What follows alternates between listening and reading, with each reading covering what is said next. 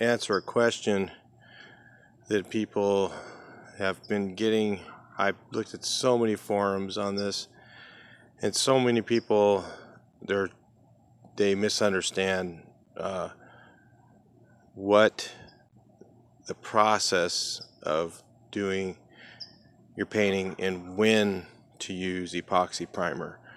Okay, so typically people will say you strip your car, you epoxy prime it, and then you do your body work, you do your filler, and then you use your primer surfacer, and then you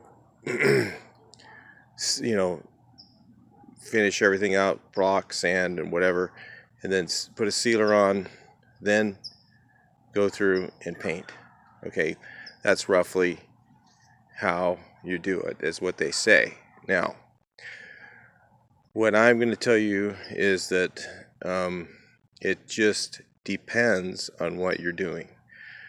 So, let's say you have a car and you run that sucker down to the sandblaster and you sandblast the whole thing, which I don't recommend.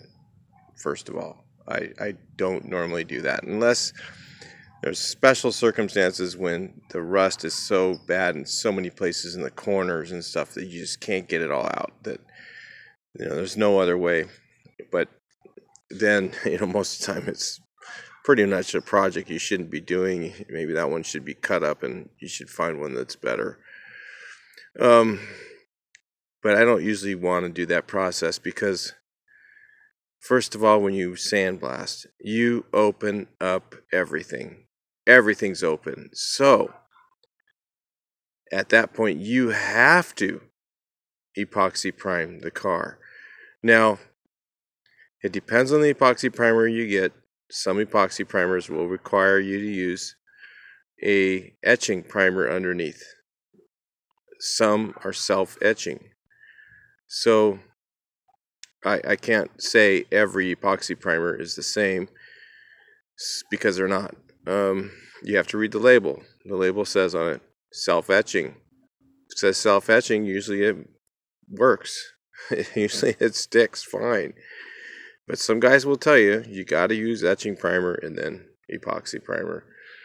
I mean, there's all kinds of stuff like this. I see these things in forum. You just have to read the label. If the label says self-etching, direct to metal, you're pretty much okay. So, when should you use epoxy primer? And, there's a lot of controversy on this. I mean, not really controversy. There's a lot of people that say, oh no, I use epoxy primer because it seals out the rust, and it does, it seals everything, which is true until you sand it. As soon as you sand it, it is there open. So, I mean, if you don't believe me, it's real easy. Take something, strip it to bare metal, epoxy prime it, sand it, put it outside for a week, and then sand the primer off. If you don't see rust, I'd be really, really surprised. It only seals out rust when it's unsanded. Okay, that's typical with paint, everything, and it just depends on maybe you have to leave it outside 2 months. I don't know what the time period is, but if you leave it outside long enough, if it's sanded, it's open, it will rust. Same thing with if it's painted and you sand it, you put it outside, and it's not sealed anymore because it's open. It takes a little bit longer with paint, but it will eventually start to rust. So, if it's metal, steel. So, anyway, the other thing I was going to explain to you guys is, I see a lot of guys that say you epoxy prime and then I put my Bondo over the primer. Okay, and then you sand down the primer a little bit and then put your plastic filler over the primer. Now, this is questionable if you look at this with this is the epoxy primer on this bug right here. I put the epoxy primer on over the bodywork. If it's over the bodywork or under the bodywork, it shouldn't really matter because it's sealed. Okay, it's going to be outside for a while, so it's sealed. So if you look at the guys who say, "Oh no, it has to be under," you put on the epoxy primer first. Well, you do that because you just took your car to the sandblaster, so you better prime the thing with epoxy primer to get it sealed, because it's probably going to rust before you get to the point where you're doing your bodywork. Unless you're a shop that's just going and blowing, you're going to do the whole thing in like a month, and you have it inside. You don't really have to epoxy prime because the paint does the sealing, or your seal coat before you paint it does the sealing. I mean, seal coating before you painting isn't necessary unless you have, a lot of mapping in your bodywork or stuff that you're trying to hide. Like, this looks mapping right here, but if you were just trying to just go over that with paint, it'd be better to seal coat it to keep that stuff from lifting through the paint. That's what sealer is designed for, and to help you get better coverage with your paint. Especially if you have like a yellow or something like that doesn't cover very good. So about the epoxy, let's back up again about the epoxy primer and putting Bondo over it. Okay, if you go to Evercoat's website, if you look on there, let's say you get their best product, Rage. Okay, look up a video on Rage from Evercoat, and they're going to show you to sand the dented area to bare metal, but not to feather edge around it, but to let the Evercoat Gold or Rage feather into the painted surface if it's a factory paint. Okay, but they're still showing you where that dent is to go to bare metal, but you don't have to make it quite as rough as some of the older stuff. So, and if you look at their specs on every one of their products, I've done all this stuff. If you look at their specs on their product, on even Rage, their best stuff, okay, it says designed for application to bare metal. All of them do.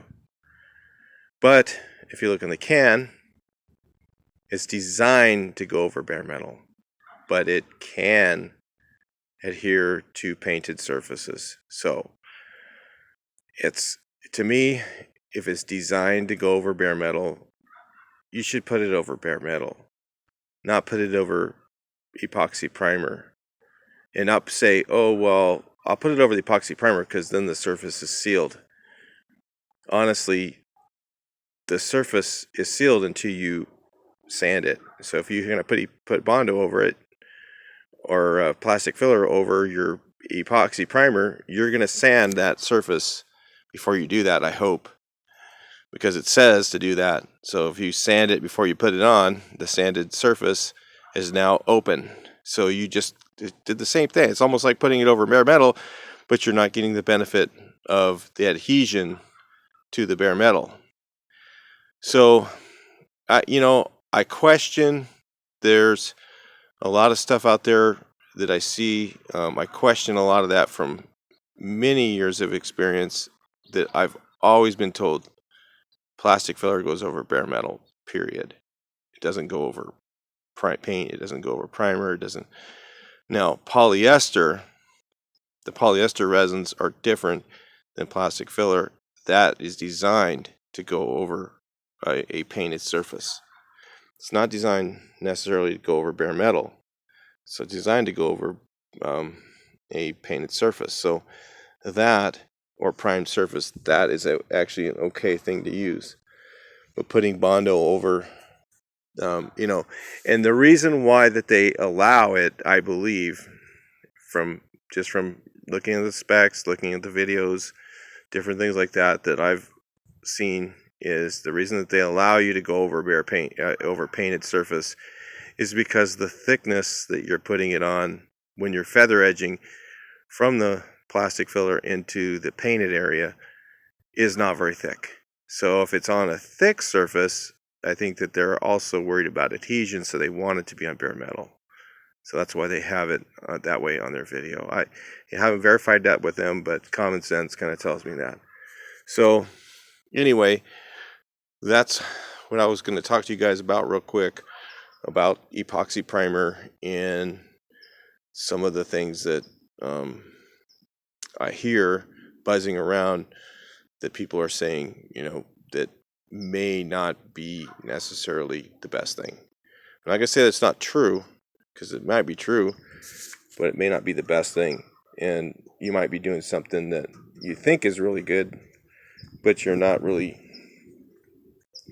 thinking about. You have to really think chemicals through. Read the label. If it says sealer, if it says primer sealer, it's a sealer. If it says primer surfacer, it's to sand and level. If it says on it that it's self-etching or it's DTM, that means it's okay to put it on bare metal. If it doesn't say that, question it, look it up, find out whether that product is designed to go on bare metal and it'll adhere, because it might not. It might adhere for a short period of time and then start to have failure issues. So those are all the things that that you learn over time. Just go by what people tell you. Read the label. I mean, it's that simple. The label says right on it. But that's what those terms mean when you see that on the label. If you see on it, primer surfacer, okay, it's sand level, makes, gives you some surfacing ability. If it says sealer, it's definitely to seal. If it says all of those things, it's kind of cool. It does a bunch of different things, so those are the types of things that you should be looking for in your products, so you know what you're using and know whether it's going to work for what you're doing. All right, so that's my thoughts on epoxy primer, the myths and mysteries and maybe misunderstandings. All right, good luck in your project.